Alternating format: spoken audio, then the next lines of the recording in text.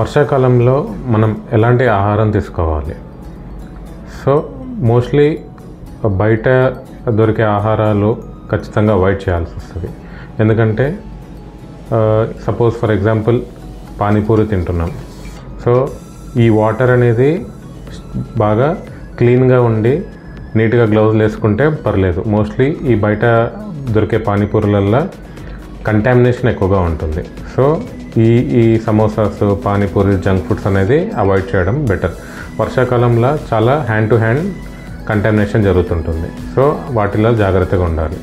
Hydration, warm water ఖచ్చితంగా తాగాలి. So cold foods like soft drinks లేదా ఐస్ క్రీమ్స్ కానీ పేస్ట్రీస్ కానీ తీసుకోకూడదు. ఇది తీసుకున్నప్పుడు మన గొంతులో ఎడిమా ఫామ్ అయ్యి అప్పర్ రెస్పిరేటరీ ట్రాక్ ఇన్ఫెక్షన్ గురయ్యే ఛాన్సెస్ ఉంటాయి. సో ఫ్రూట్స్ కూడా ఫ్రిడ్జ్లో పెట్టని ఫ్రూట్స్ లేదా చల్లగా ఉండకూడని ఫ్రూట్స్ తీసుకుంటే బెటర్.